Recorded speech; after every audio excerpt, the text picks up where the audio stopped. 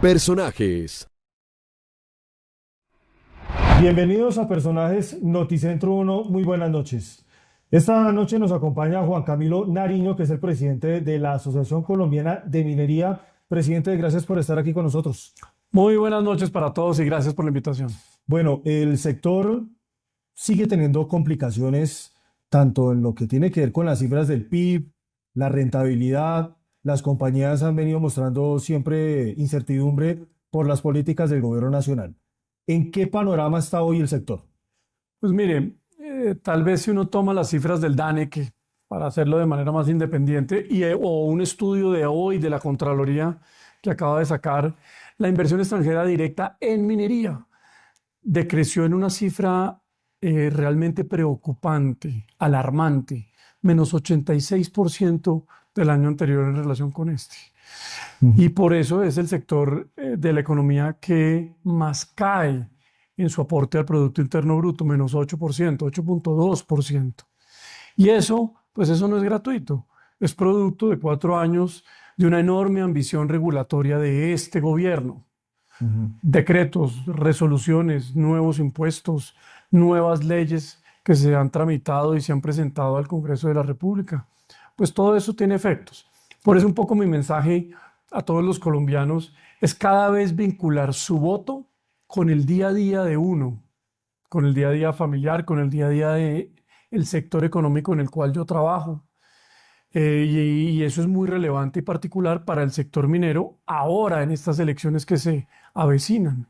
Hay que, por supuesto, conversar para seguir difundiendo la importancia de los trabajos que genera la industria minera que se han perdido por las políticas públicas que ha implementado y que ha perdido dinamismo, pues por eso que usted menciona, una enorme cantidad de decretos, resoluciones que tienen efectos, que es mi mensaje a los colombianos, tienen efectos en nuestro día a día y sobre todo en nuestro futuro. En el caso de la minería, Freddy, en el futuro de las finanzas, la estabilidad macroeconómica y por supuesto la estabilidad social de muchas regiones mineras del país. Sí. Antes de preguntarle el impacto económico que obviamente esto ha generado sobre las comunidades en el tema de regalías, sí quisiera preguntarle sobre la pedagogía. ¿Usted no cree que de pronto sí le ha faltado a la industria pedagogía de explicarle a la gente del común qué es la minería, qué son las industrias extractivas? Porque cuando usted le comparan el desarrollo de esta industria con el manejo del agua, la gente obviamente va a defender el uso del agua. ¿Cómo hacer entender esa aplicación de que la minería no afecta el medio ambiente hablando de la minería legal? Sí, pues mire, este tema es importantísimo en la conversación social y pública en relación con el soporte a la minería. Pero yo le diría que eso ha cambiado mucho. La industria hoy cada vez informa más, cuenta más, gracias incluso a medios como ustedes que ahora nos reciben más que antes y es parte de la conversación. Pero le diría que el que sí ha estado ausente de esta conversación de manera propositiva, de manera adecuada, es el principal socio que tiene la industria minera, que es el Estado. Y, por supuesto, también los gobiernos locales, alcaldes y gobernadores. Sí. Y el Estado tiene una importante labor que cumplir contándole a los colombianos que el Estado es quien controla la minería.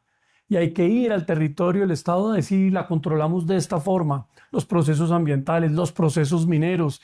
Tenemos una institucionalidad fuerte, hay que hacerla valer.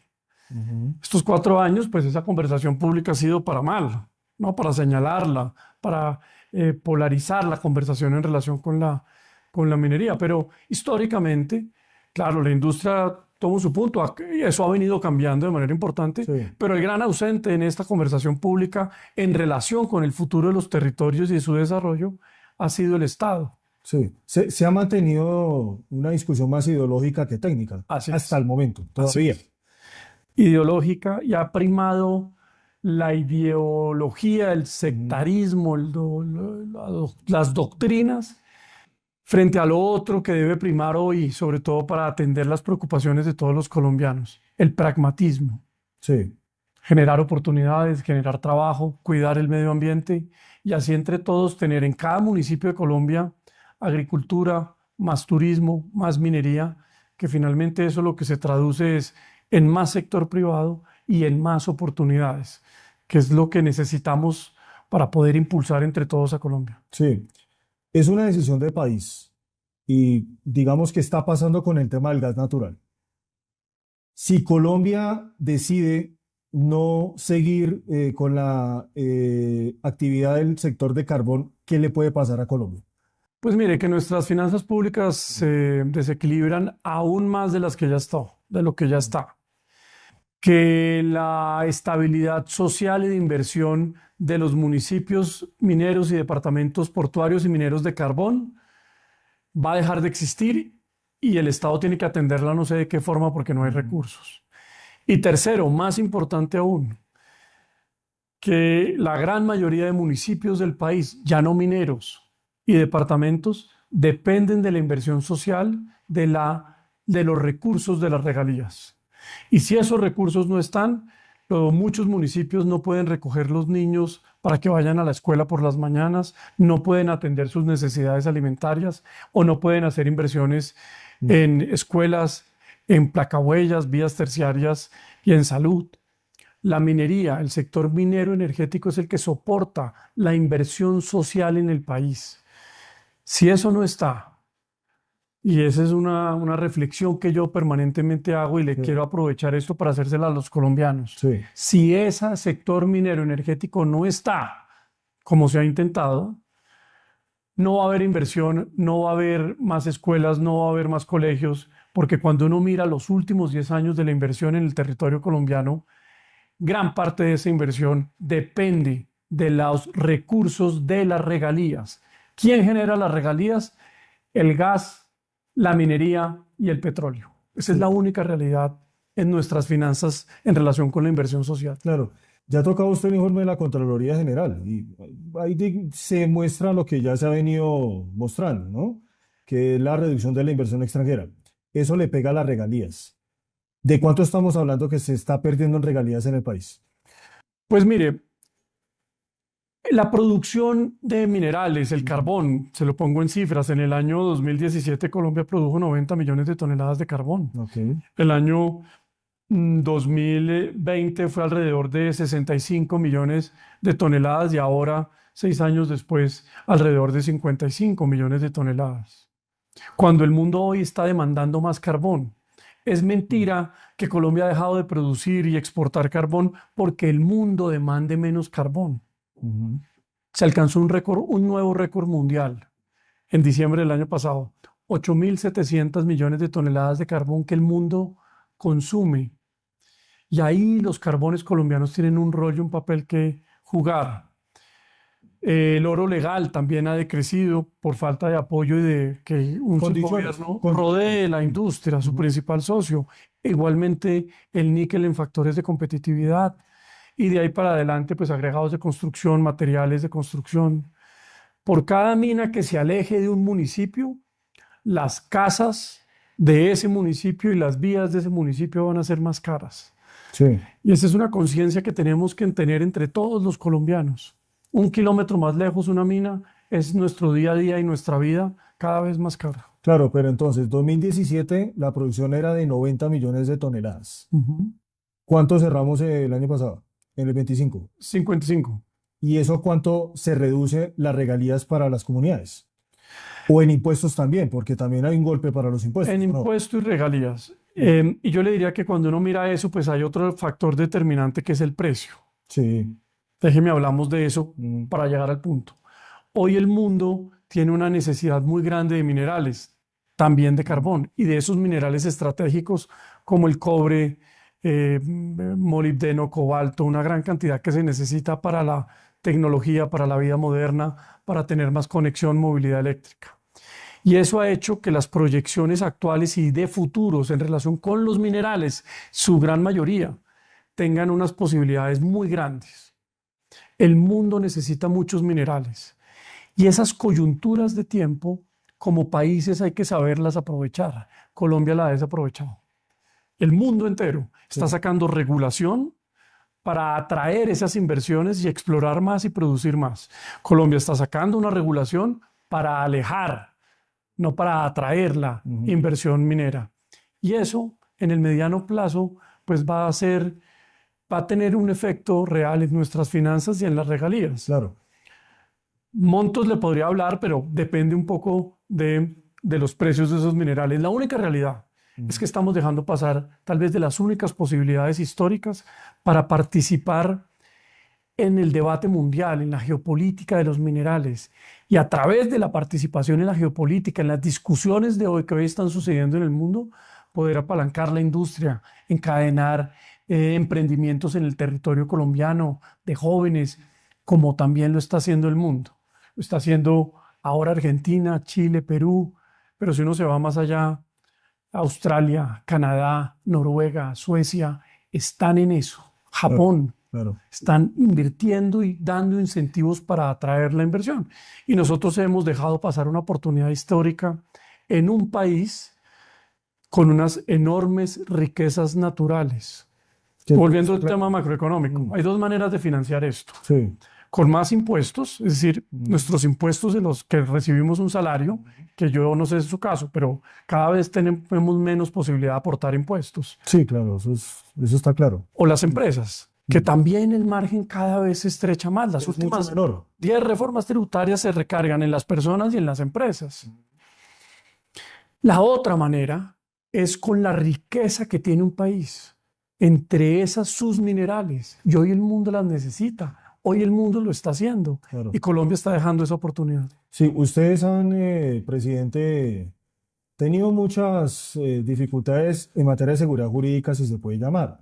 Decretos del Ministerio de Ambiente, del Ministerio de Minas, pero han tenido de pronto un jugador que les ha llevado o les ha servido mucho para que de pronto esas medidas del gobierno no se ejecuten, que es la Corte Constitucional, que todos sus decretos, la gran mayoría los ha declarado inconstitucional la Corte.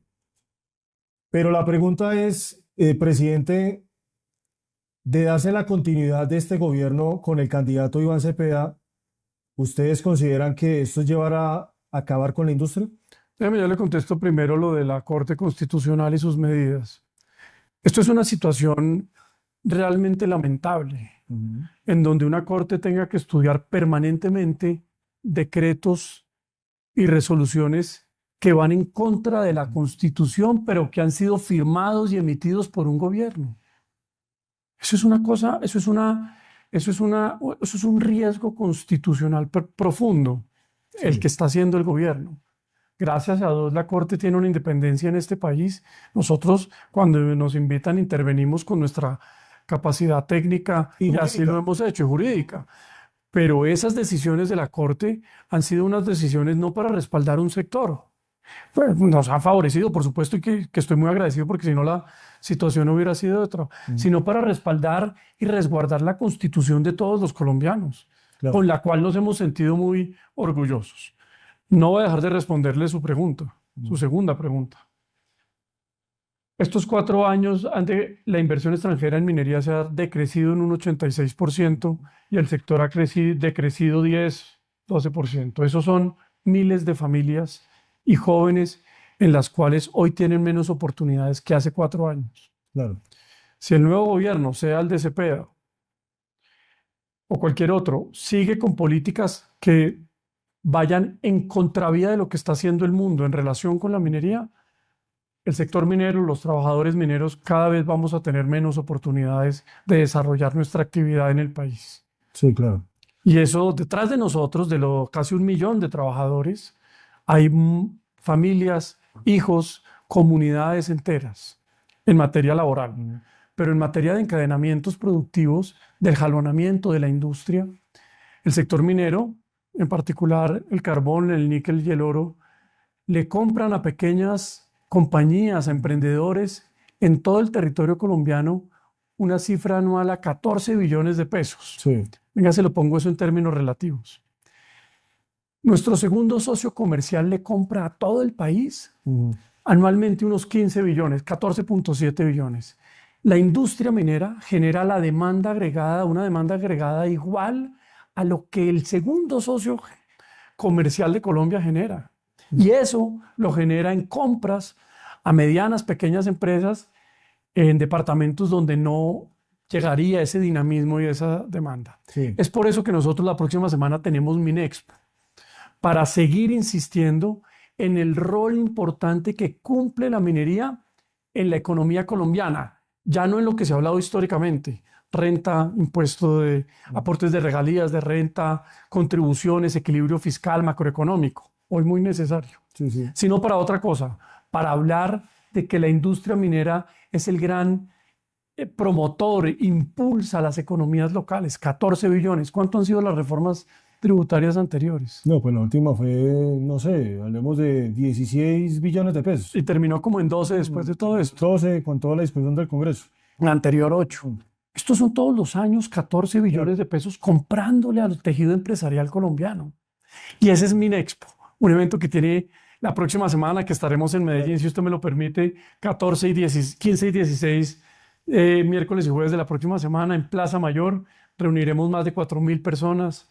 Vamos a tener una rueda de negocios en donde las compañías mineras van sus departamentos de compras a reunirse con empresas colombianas y generar negocios. El año pasado se generaron cerca de 30 millones de dólares en compras a esas pequeñas empresas. Este año esperamos superar eso, más de, como dije, 4.000 personas, y van a suceder una gran cantidad de cosas allá.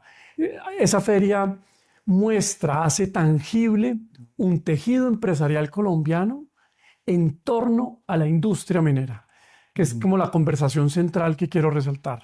Hemos tenido históricamente una conversación en relación con ese balance macroeconómico, Sí. finanzas, impuestos, que son muy importantes para los colombianos.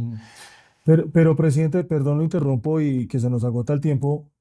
¿Cómo entender, digamos, el apetito que se va a tener en esta feria en medio de una incertidumbre? O sea, pese a toda esta situación, los inversionistas siguen creyendo en Colombia.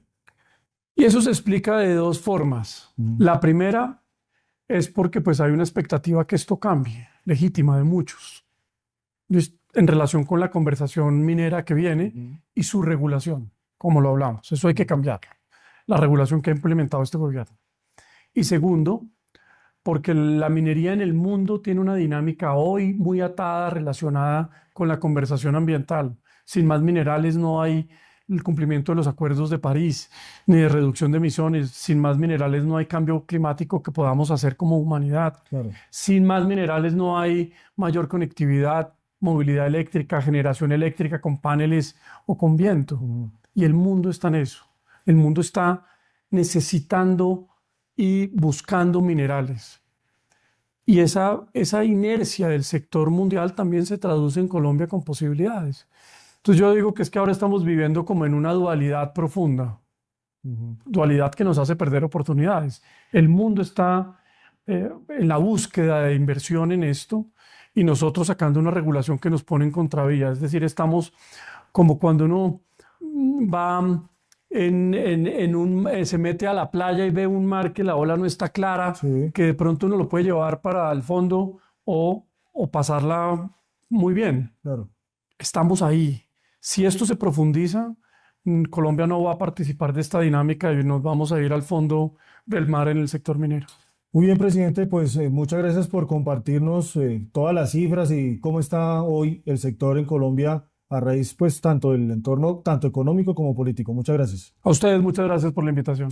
Bueno, está el presidente de la Asociación Colombiana de Minería, Juan Camilo Nariño, entregándonos este diagnóstico de cómo está el sector, la industria de minería en Colombia, con todos los vaivenes, tanto políticos como económicos, y lo que obviamente se viene para los próximos 4 años.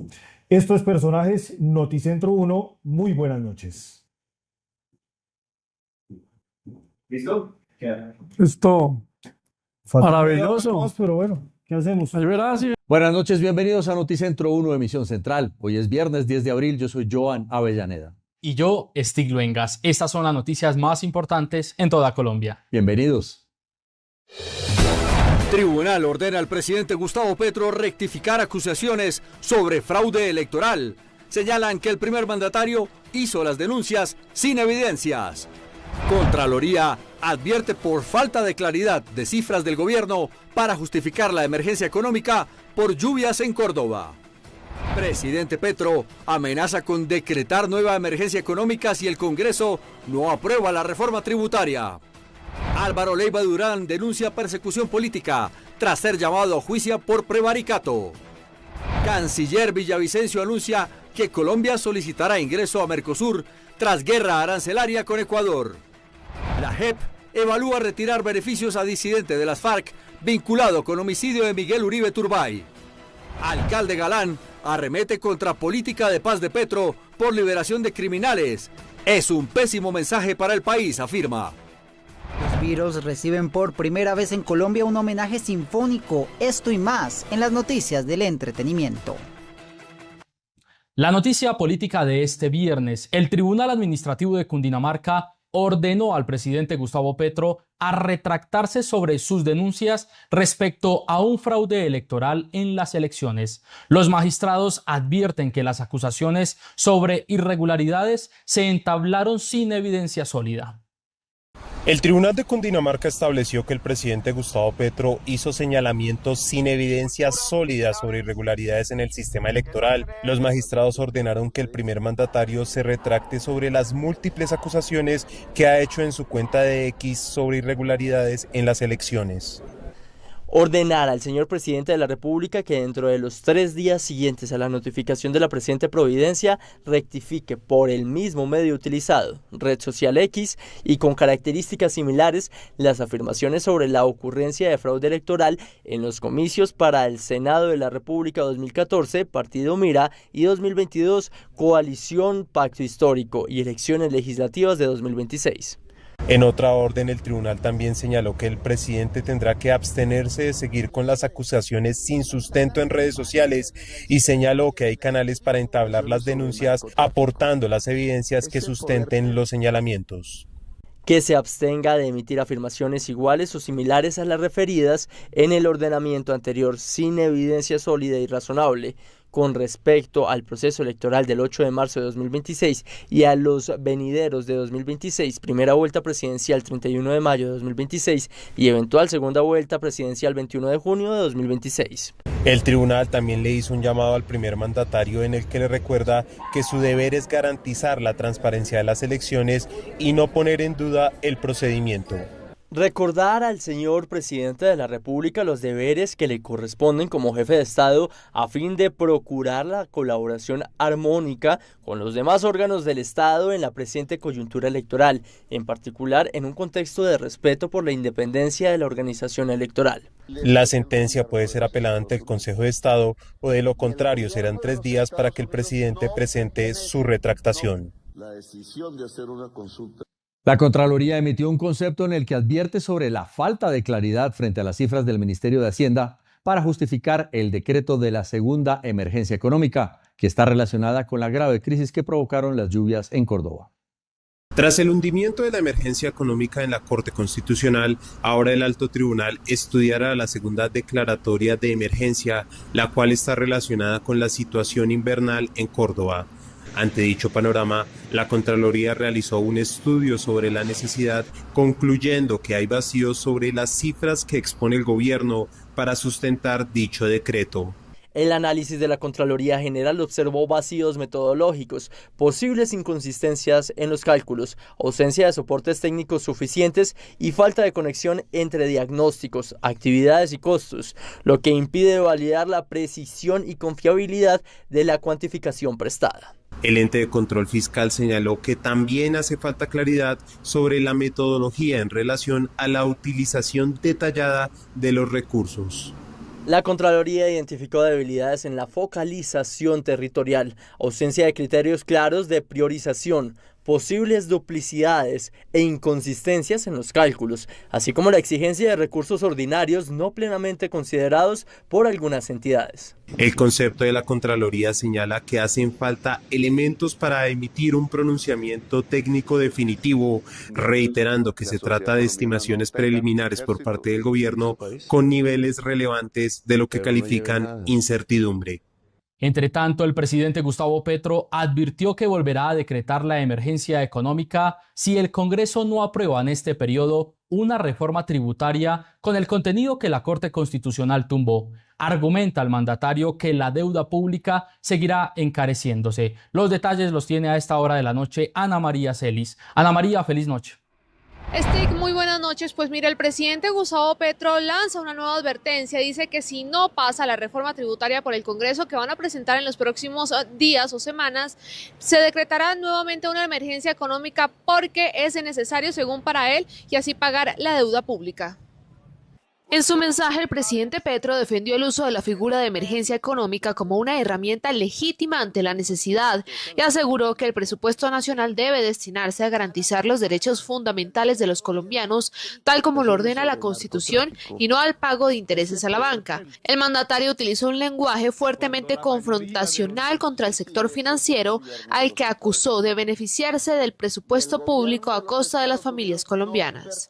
Se decreta la emergencia cada vez que la situación lo haga necesario, y si no hay aprobación de reforma tributaria en este periodo del Congreso, con el contenido de lo que la Corte tumbó, se devolverá a decretar, dado que la deuda se seguirá encareciendo. Todo esto pasa luego de que la Corte Constitucional declaró inasequible con una votación 6-2 el decreto 1390 del 2025, mediante el cual el gobierno había declarado el estado de emergencia económica en diciembre de este año con el objetivo de recaudar 11 billones de pesos a través de medidas extraordinarias. En otras noticias, hay confrontación con el ex canciller Leiva y el presidente Gustavo Petro, pues lo llama jefe de la mafia, esto luego de que avanzara el proceso que hay en contra del ex canciller por el tema de los pasaportes.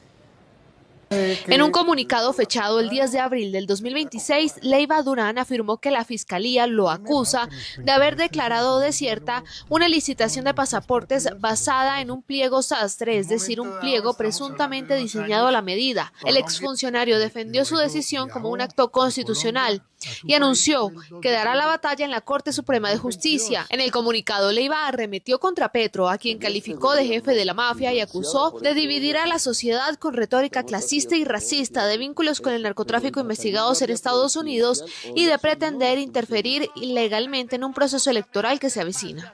Hoy siento el orgullo de haber ayudado a desenmascarar al jefe de la mafia que tiene sumida a Colombia en sus horas más oscuras. Asumí como su canciller con la esperanza de un cambio, pero luego conocí su vida de vicio y decadencia. Tardé en encender su vileza y seguramente también en denunciarla.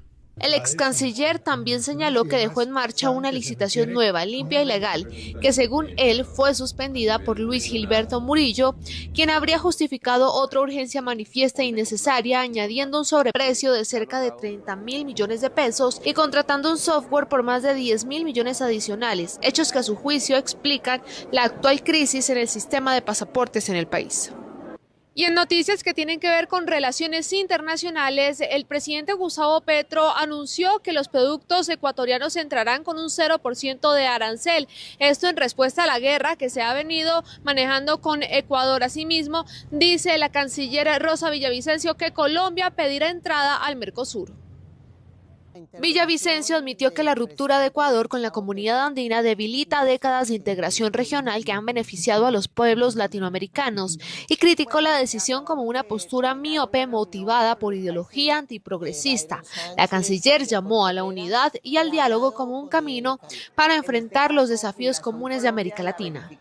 Más que fracturar América Latina, necesita hoy unidad, diálogo y visión compartida para enfrentar sus desafíos comunes, miopes por ideología antiprogresista. En esa misma línea, el presidente Petro instruyó a la Cancillería para que se inicie el proceso de adhesión al Mercosur como socio pleno y anunció que Colombia reforzará sus relaciones con el Caribe y Centroamérica. El mandatario consideró que ante la fragmentación del bloque andino, el país debe reorientar su política exterior hacia nuevos esquemas de integración. Precisamente meses antes se habían instalado varias mesas técnicas, sin embargo, nada ha resultado para superar estas tensiones diplomáticas. Ana María Celis para Noticentro 1. La Jurisdicción Especial para la Paz evalúa excluir al disidente de las FARC, alias Yaco, luego de que fuera vinculado con el homicidio del ex senador Miguel Uribe Turbay. Kendry Telles, alias Yaco, podría perder sus beneficios en la Jurisdicción Especial para la Paz, luego de que la jurisdicción le abriera un proceso de incumplimiento al régimen de condicionalidad. Alias Yaco tendría relación con el homicidio del ex precandidato presidencial Miguel Uribe, según la Fiscalía, por lo que podría ser excluido de la JEP.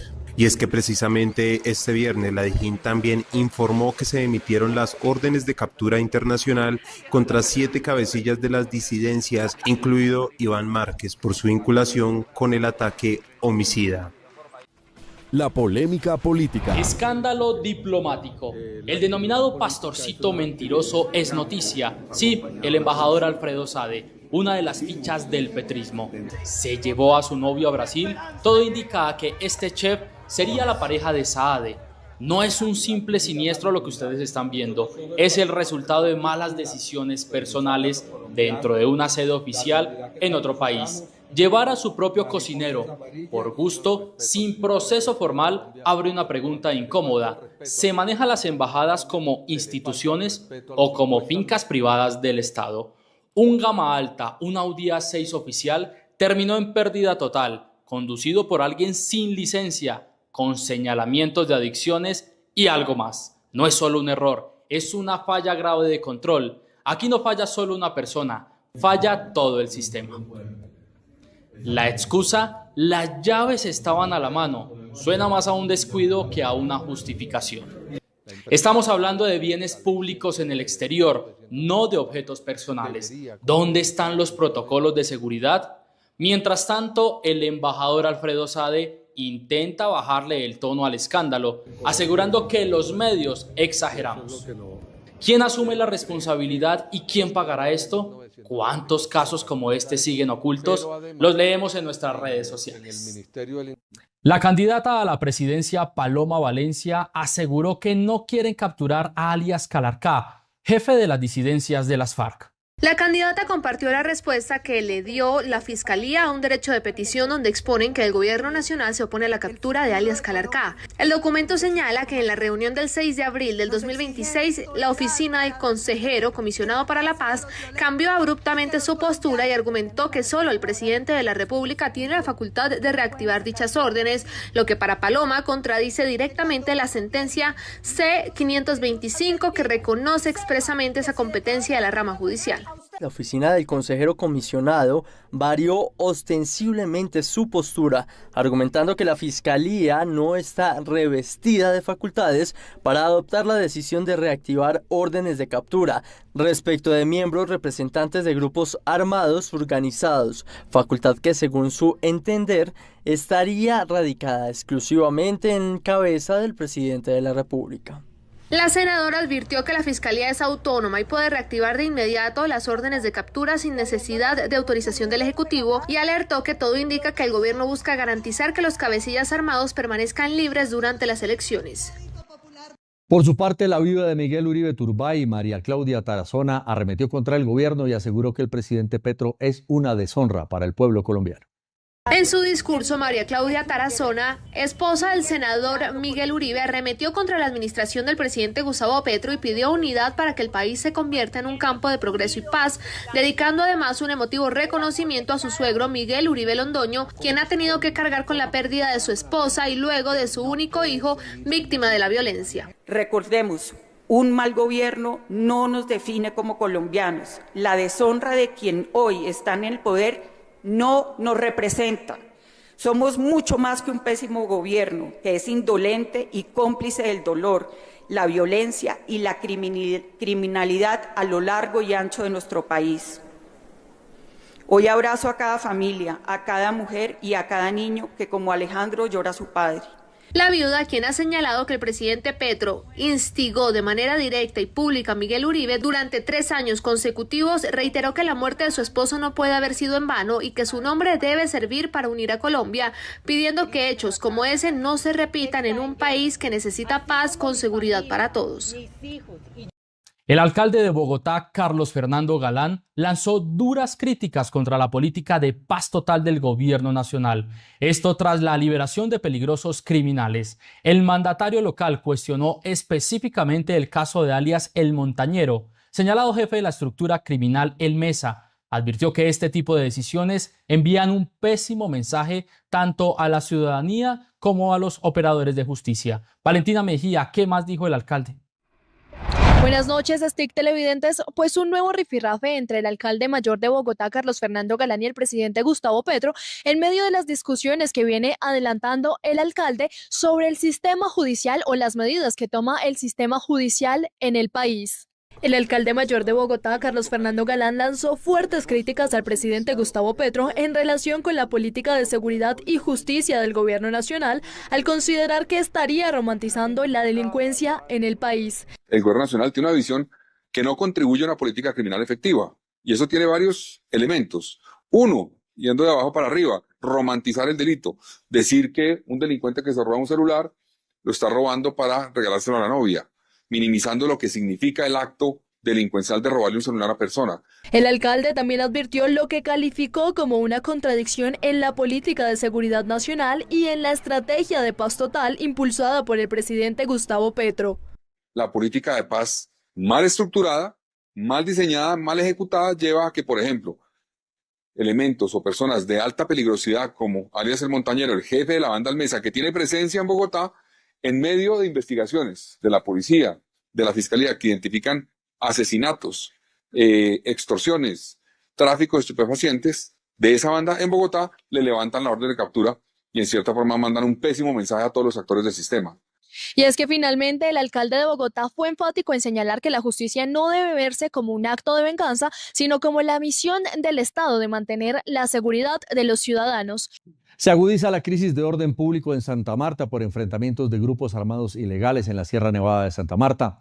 El ministro de la Defensa, Pedro Sánchez, se vio obligado a liderar un consejo de seguridad y a reunirse con la comunidad para recoger las preocupaciones. Laura Parra nos cuenta más. Laura, buenas noches. Buenas noches, Giovanni, televidentes. Así es, yo los saludo desde Santa Marta. Desde aquí Noticentro 1 acompañó al ministro de Defensa junto a la cúpula militar a acompañar al Consejo de Seguridad por la grave situación que se vive en la Sierra Nevada de Santa Marta. Estos son los detalles de las medidas urgentes que se tomaron para aliviar a esta población. Pese a ser un santuario ambiental único, la Sierra Nevada hoy es un campo de batalla. Tras la llegada del Clan del Golfo y la ruptura de pactos de no agresión, desataron una disputa a muerte con los Pachenca. Este corredor es una ruta estratégica entre 3 departamentos que sirven de trampolín para sacar la droga por el mar, el despojo de tierras y la extorsión al turismo y comercio. Cuando actúan 2 grupos criminales en una zona, se eleva exponencialmente la violencia. Y eso no lo vamos a permitir. Esos 2 grupos no pueden existir. La guerra se ensaña con varios resguardos indígenas que hoy se han convertido en rutas de escape y campos de batalla. Profanan sitios sagrados con laboratorios y disparan el reclutamiento forzado de jóvenes. Aquellas personas que tenemos hijos, imagínense su hijo de 13, 14 años, que se lo lleve un grupo criminal a la violencia. Eso es un crimen de guerra, un crimen de lesa humanidad al atacar a la población de manera sistemática. Eso no está permitido.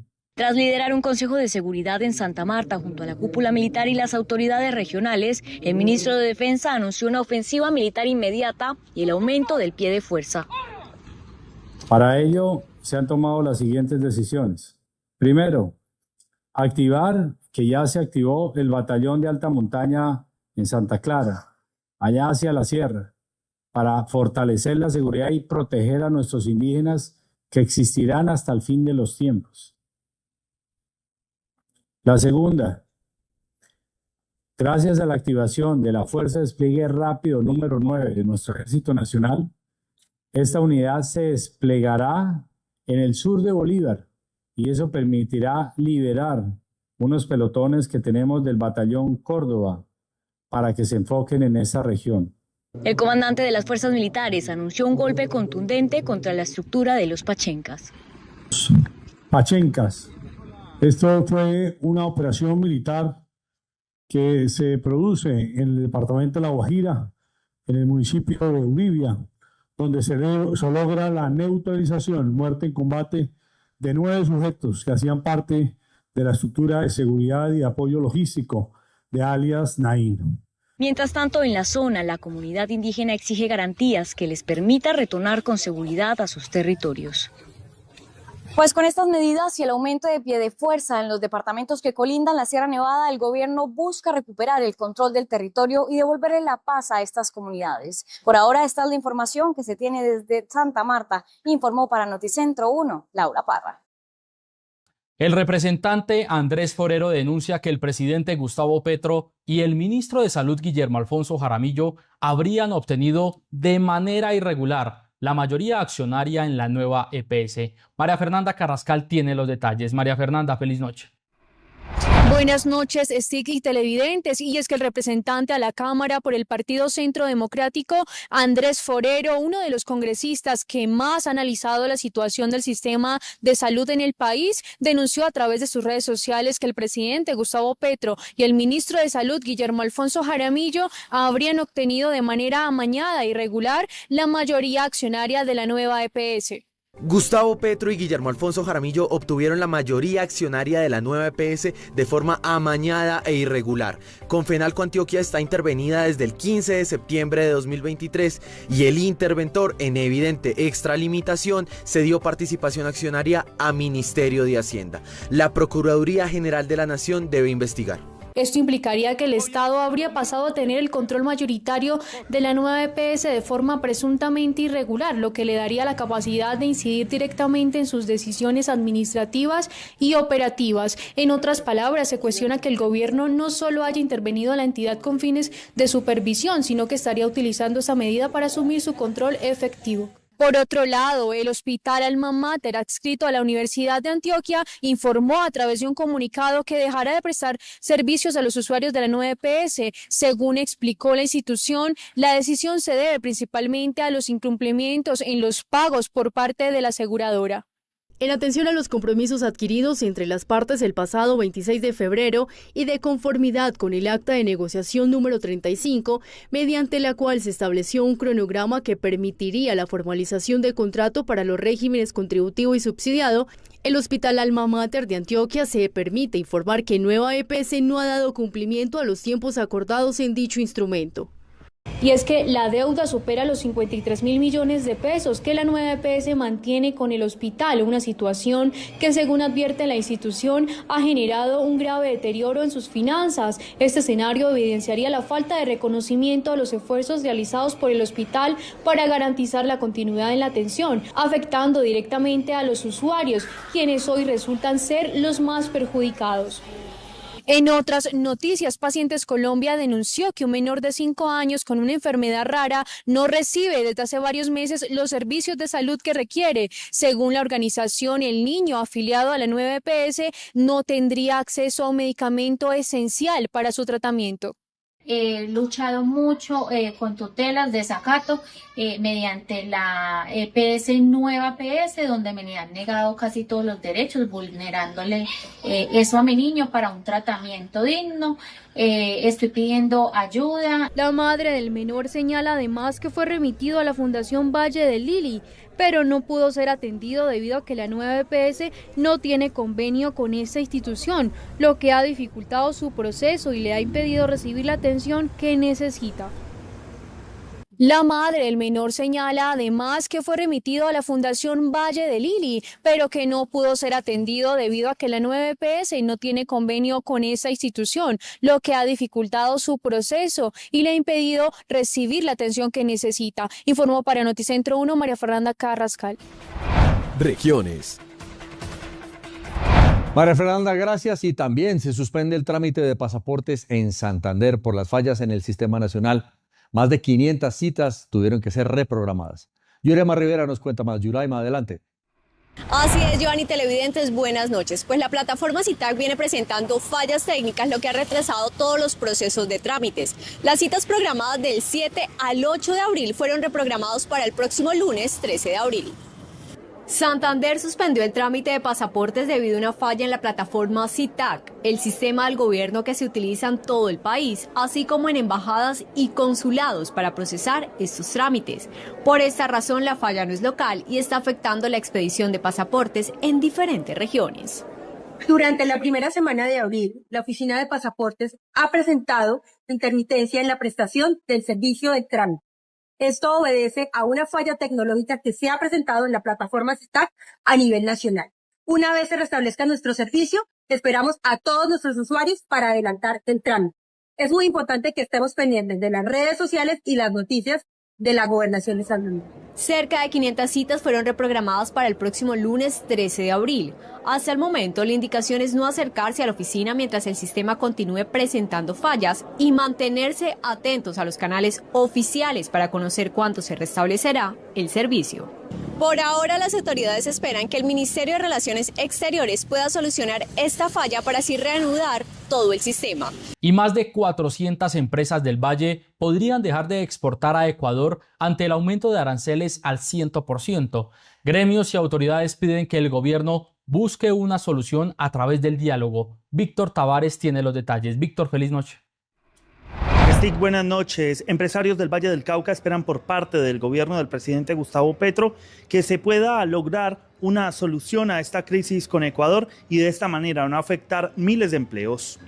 Hay preocupación entre el sector empresarial del Valle del Cauca. Compañías exportadoras de productos de belleza, alimentos, altas manufacturas e ingredientes podrían suspender envíos a Ecuador ante la medida arancelaria impuesta por ese país. El 70% de las exportaciones que hacemos lo hacemos hasta por vía terrestre, llegando hasta Ecuador. Y eso, por supuesto, va a generar unos resultados muy dañinos para las empresas. Piden que el gobierno nacional busque soluciones. Que la relación entre los gobiernos estamos seguros que va a tener un buen curso, pero en este momento siéntanse acompañados por su casa. Reiteramos un llamado categórico al gobierno colombiano para fortalecer una estrategia diplomática con el gobierno ecuatoriano, que sea a través del respeto. En 2025, más de 460 empresas arrancaron su proceso exportador a Ecuador. El año pasado, las empresas del Valle del Cauca lograron exportaciones por cerca de 350 millones de dólares a Ecuador. En Cali, Víctor Tavares, en Noticentro 1.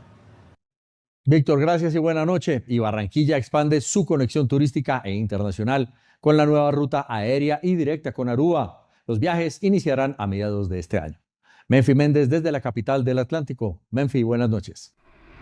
Giovanni, televidentes, buenas noches. Con nuevas alianzas y conexiones aéreas, Barranquilla se consolida como destino de intercambio turístico y gastronómico. Barranquilla estrena nueva ruta aérea que lo conectará con Aruba, otro destino turístico de gran auge. El primer vuelo del plan trazado será el próximo 9 de julio.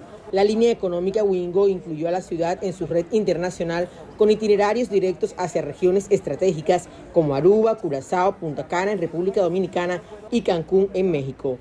La estrategia ratifica a la capital del Atlántico como un destino turístico de proyección internacional. De poder recuperar esta relación que además es comercial. Recordemos que muchas de las exportaciones que se daban al Caribe llegaban también a Aruba y de ahí se repartían al resto del Caribe. El turismo médico en Barranquilla, que es muy importante para las islas, y hay gran interés por los visitantes en venir a conocer la ciudad. Agregó que de esta forma la empresa ratifica el interés de conectar el Caribe con Colombia y la convierte la aerolínea que más destinos tiene hacia Aruba. Se espera que además de Aruba se consoliden otros destinos de importancia turística y económica. Desde Barranquilla Atlántico informó Menfi Méndez Mejía para Noticentro 1. Buenas noches. Gracias, Menfi, por su reporte desde Barranquilla. Y vamos ahora a Villavicencio, departamento del Meta, donde hoy se realizó un encuentro de la Federación Nacional de Departamentos. Allí, abro comillas, dijeron los líderes, no permitimos más paños de agua tibia para la vía, cierro comillas. Esto refiriéndose a la vía entre Bogotá y Villavicencio. A través de la relatoría se escuchó el sector gremial, empresarial, gobernadores, alcaldes y demás autoridades de los territorios en Villavicencio para construir un nuevo libro blanco con propuestas y ser entregado al próximo presidente de Colombia por parte de la Federación Nacional de Departamentos.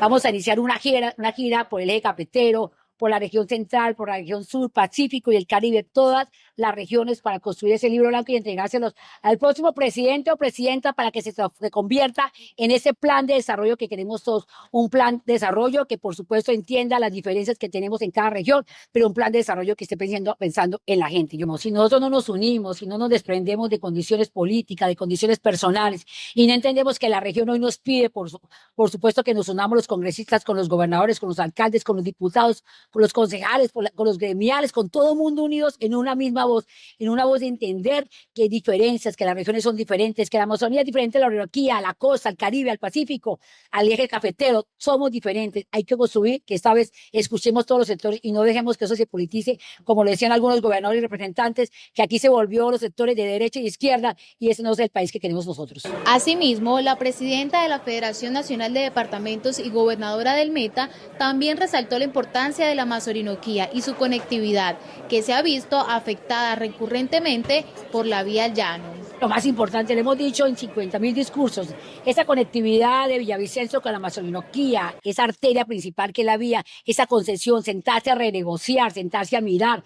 Si nosotros seguimos colocando pañitos de agua tibia en esa conexión, desvinculamos al medio país, esa región que viene generando productividad, que viene generando regalías, lo decíamos, un 75% que generamos en petróleo, un 75% en gas, etanol, biodiesel, todo lo que genera esta región, riqueza productiva, la última frontera agrícola, todo lo que estamos generando, pero además cuidando nuestros parques, cuidando nuestras fuentes hídricas. Si nosotros no generamos condiciones, si no empezamos a mirar la conectividad, vamos a desconectar al país por el centro, que es Bogotá. El tema de la descentralización es un hecho. Y nosotros estamos abogando para que el gobierno nacional no siga recentralizando, sino que por el contrario descentralice muchas de las funciones, pero también que lo haga con recursos. Nosotros somos los conocedores de las necesidades más apremiantes de todas las comunidades en cada uno de nuestros sectores y es importante que seamos escuchados. Nos dan más responsabilidades, pero con menos presupuesto. Hoy en día, tener un departamento que cerca de 1.000 millones de pesos han sido recortados en su presupuesto, pues afecta de forma colateral también el recurso que estaba destinado para atender las necesidades de los 29 municipios en el caso del departamento del Meta. Es así como los mandatarios hacen un llamado a construir desde las regiones y no solamente desde el centro del país. Y un ciudadano albanés fue capturado en Pereira. Allí se escondía tratando de evadir una serie de delitos que había cometido en Europa. Hans Lamprea nos cuenta más. Hans. Hola, Joan, buenas noches. Las autoridades europeas intercambiaron información importante con la policía en Pereira, logrando la captura de este extranjero.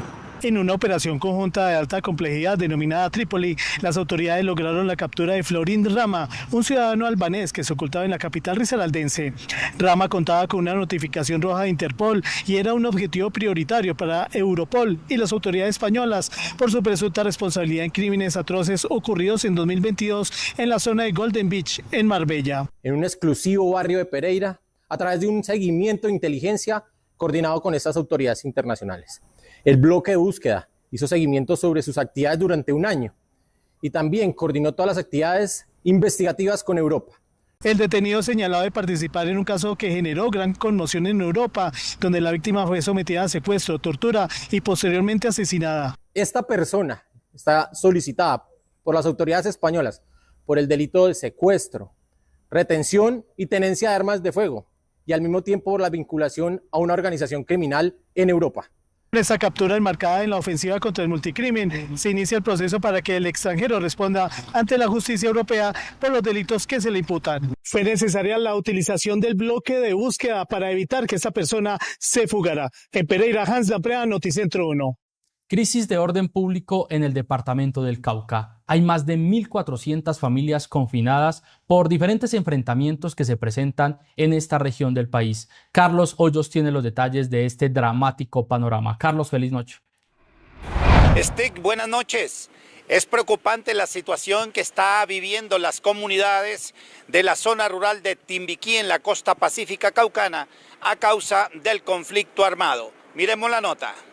Los intensos y constantes combates entre tropas del ejército con las disidencias de FARC tienen en estado de confinamiento a 1.431 familias, equivalentes a 5.511 personas en diferentes sectores del área rural del municipio de Timbiquí, costa pacífica caucana. De un confinamiento masivo que nunca antes se había visto en el departamento del Cauca y en el municipio de Timbiquí. Según el funcionario, los cuerpos de agua y los ríos de la zona se encuentran contaminados por la minería ilegal, lo que impide que los habitantes puedan consumir el vital líquido, agudizando aún más su estado de vulnerabilidad.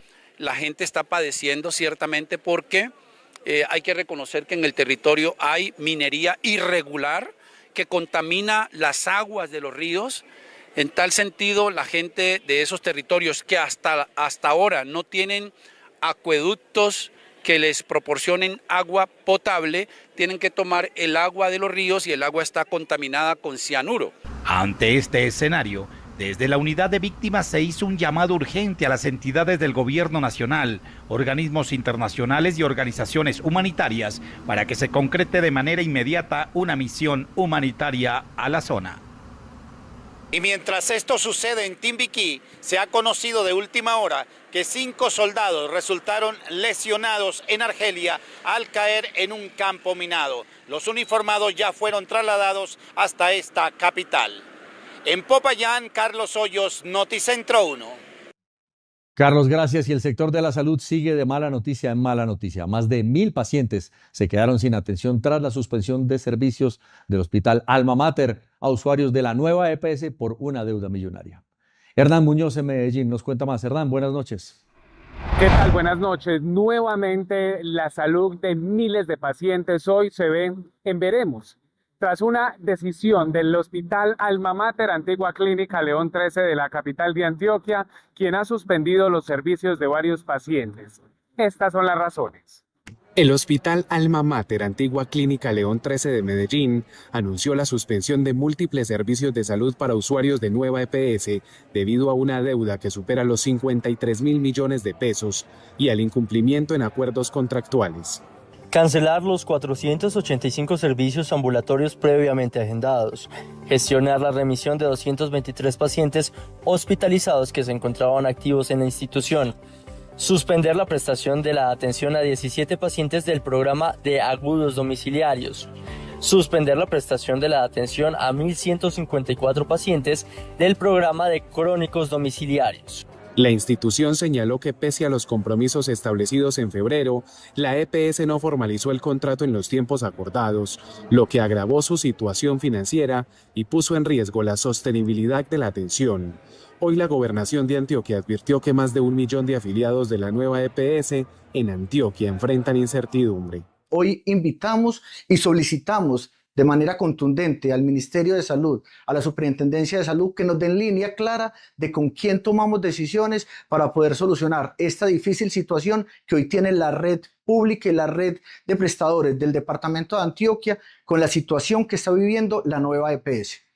Entre las medidas adoptadas están la cancelación de servicios ambulatorios, la remisión de pacientes hospitalizados y la suspensión de programas domiciliarios que impactan a más de 1.000 usuarios crónicos.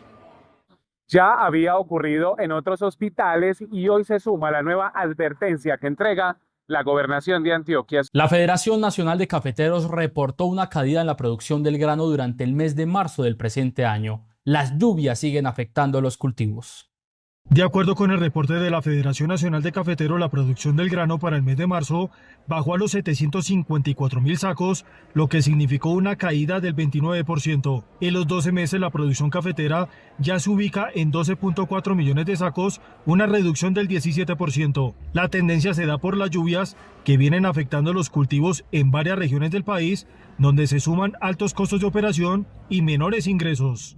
Esto sumado a una caída de los precios internacionales generados por la recuperación en producción de Brasil y Vietnam, los principales productores de café en el mundo, generarán una disminución de los ingresos de exportación que tuvimos el año pasado por más de 6.000 millones de dólares. La menor producción también afecta a las exportaciones que para este periodo cayeron 37%. El comportamiento de las exportaciones de café en Colombia continúan a la baja. Para el mes de marzo, las exportaciones registraron un valor de 780.000 sacos, lo que corresponde a una caída del 30% con respecto al mismo periodo del año 2025. Esto es causado principalmente por las lluvias que se registran en el territorio nacional, especialmente en zonas cafeteras. Se espera un repunte a partir del segundo semestre del año. Con los resultados de la inflación en el mes de marzo, el mercado financiero espera mayores presiones sobre el costo de vida hacia el cierre de este año. Con los resultados revelados por el DANE en materia de inflación, los agentes del mercado financiero hacen sus apuestas. Gran parte de las proyecciones apuntaban a un costo de vida de los colombianos del 6% para el cierre del año. Sin embargo, con los datos entregados por la entidad, las estimaciones serían ajustadas al alza. Se habla de una inflación del 6.5%, incluso en niveles del 7%. Estos datos de inflación sorprenden al alza a los analistas, a la encuesta que se realiza mensualmente, y definitivamente pues ratifican por ahora las expectativas que hay para fin de año, que se ubican alrededor del 6%. En principio, los rubros que más se afectan tienen que ver con servicios, ¿no? Los analistas sostienen que el incremento en el salario mínimo ya está teniendo su efecto en los grupos de gasto. La tendencia se mantendría durante todo el año. Subir ingresos por decreto sin aumentos reales en la productividad termina generando presión sobre los precios y más dificultades para crear empleo formal. Por eso, el problema no es cuánto sube el salario. El problema es si la economía está en capacidad de sostener ese aumento sin seguir encareciendo la vida de la gente. El panorama seguirá obligando al Banco de la República a subir más las tasas de interés. FENALCO pidió al Gobierno Nacional aplazar la entrada en vigor de los reglamentos técnicos del sector automotor. En una carta enviada a los Ministerios de Comercio y Transporte, FENALCO pidió un aplazamiento a la entrada en vigencia de reglamentos técnicos para el sector automotor. Se trata de los estándares que se tienen que incorporar a la industria automotriz con el fin de fortalecer la seguridad de los automotores y reducir los índices de siniestralidad vial. El gremio considera que se tiene incertidumbre para la aplicación de las reglas del juego. No se trata de que los vehículos no los cumplan, los vehículos los cumplen. Lo que sucede es que hay una gran dificultad para aplicar y gestionar ante las autoridades colombianas la información necesaria. También es importantísimo aclarar la coexistencia de los estándares norteamericanos de la FMVSS con los estándares de las Naciones Unidas. Para este tema se presentan problemas para la importación de vehículos. Algunas marcas han manifestado su decisión de no traerlos si no se soluciona este problema. No es justo que un gobierno entrante tenga que afrontar esta situación sin la debida claridad y los argumentos de fondo para tener una buena solución al caso. El aplazamiento que se pide es por 12 meses. El gobierno colombiano incrementaría los aranceles a las importaciones provenientes del Ecuador como una represalia a los anuncios hechos en materia comercial por el país vecino. Tras la decisión del gobierno ecuatoriano de subir al 100% los aranceles a las importaciones, el Ministerio de Comercio evalúa medidas para implementar dichos impuestos a los productos provenientes del vecino país. La cartera ministerial, a través de un comunicado, sostuvo que se envió la solicitud al Comité de Asuntos Aduaneros y Arancelarios para tomar las medidas correspondientes para este fin. Hoy esos aranceles están al 30% y pasarían al 100% como una medida de realización. Sin embargo, el presidente Gustavo Petro, con el fin de evitar estas medidas arancelarias que afectan al comercio binacional, convocó para este lunes a Consejo de Ministros en la zona de frontera para buscar una salida en materia comercial. Se llamó a consultas a la embajadora de Colombia en Ecuador. Y un estudio empresarial reveló que en los últimos años ha crecido el emprendimiento desde los hogares colombianos, fortaleciendo la economía de los micronegocios en el país. En Colombia, emprender desde casa sigue ganando terreno. Más de 4 millones de personas hoy generan ingresos a través de modelos digitales y de bajo riesgo, como la venta de ropa de segunda mano. Colombia es uno de los países que más emprendedores tiene. Estamos hablando de aproximadamente más de 10 millones de personas están autoempleadas en el país, tienen su propia empresa. Y si miramos cifras del año pasado, incluso es más elevado, es más del 40%. El año pasado, de cada 10 puestos laborales que se generaron, 6 fueron de autoempleo. Según cifras recientes, aunque se crean cientos de miles de empresas al año, solo 3 de cada 10 logran sostenerse. Ante este panorama, las plataformas digitales y la economía circular se consolidan como una alternativa más accesible para generar ingresos desde el hogar. Es la hora de los indicadores económicos en Noticentro 1 para este viernes 10 de abril. Indicadores económicos. La tasa representativa del mercado que regirá hasta el próximo lunes será de 3.631 pesos con 49 centavos. Los profesionales del cambio compran la divisa en promedio entre 1.630 pesos y la venden entre 1.680 pesos. Un euro cuesta 4.265 pesos con 80 centavos. La libra de café en Nueva York se cotizó a $3. El precio interno se cotizó a 2.265.000 pesos la carga. El barril de petróleo WTI se cotizó en $96 con 57 centavos. La referencia Brent para Colombia se cotizó en $94 con 33 centavos. El índice de capitalización de la Bolsa de Valores de Colombia subió 0,33% a 2.301 puntos. Entretenimiento. Hola, muy buenas noches, bienvenidos a las noticias del entretenimiento. Por primera vez en Colombia, los famosos Beatles recibirán un homenaje musical, esto al estilo sinfónico. En el marco de la conmemoración de los 65 años de la banda que transformó la forma de apreciar el rock, llega The Beatles Sinfónico. Viene la Sinfónica Nacional de Colombia para interpretar por primera vez en arreglo sinfónico, en formación sinfónica completa, la música de los Beatles, sobre la cual personas de mi generación crecimos y amamos toda la vida. La Orquesta Sinfónica Nacional de Colombia presenta un concierto que fusiona el legado de The Beatles con la música sinfónica, bajo la dirección del maestro Jeroham Swarovski y junto al violinista Guy Brownstein. Esa gran obra que estamos acostumbrados a escuchar en los grandes estadios del mundo con Paul McCartney mismo a la edad que tiene hoy en día, escucharla en una orquesta sinfónica completa con un violinista internacional es una experiencia de una vez en la vida. Muy fácil de amar, muy difícil de olvidar. El programa incluye el Abbey Road Concerto, una adaptación del icónico álbum de los Beatles que reinterpreta clásicos como Come Together y Here Comes the Sun a través del violín y la orquesta. Y él aparte lo escribió de manera tal que él expone también su virtuosismo como violinista. O sea, no es solo las melodías de Paul McCartney y John Lennon, sino es la capacidad de interpretar esta música en un nivel internacional del más alto que existe. Yo creo que es casi como estar hipnotizado disfrutando de cada segundo. El concierto será el próximo 12 de abril en el Teatro Mayor Julio Mario Santo Domingo. Cambiamos de tema para hablar de una mala noticia que recibe el mundo de la conservación con relación a los pingüinos emperador. La sección de conocimiento es presentada por TQ, totalmente confiable.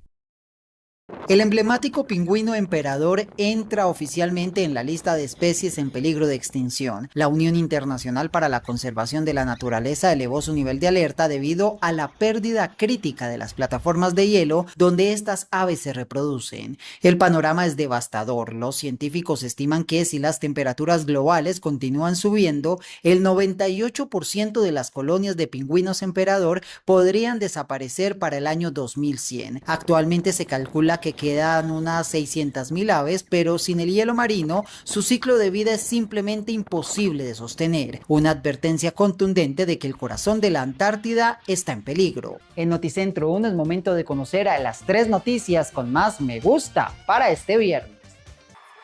Las tendencias de fin de semana inician con la cantante Taylor Swift y su prometido Travis Kelce, quienes ya habrían elegido el lugar donde contraerán matrimonio. Será Nueva York. Esto en una ceremonia que se realizaría el próximo 3 de julio y que, lejos de ser privada, promete ser una alfombra roja por la que desfilarán reconocidas celebridades. Alex, gracias. Hasta aquí Noticentro 1, emisión central. Los invitamos para que sigan conectados con nuestra última emisión de Noticentro 1.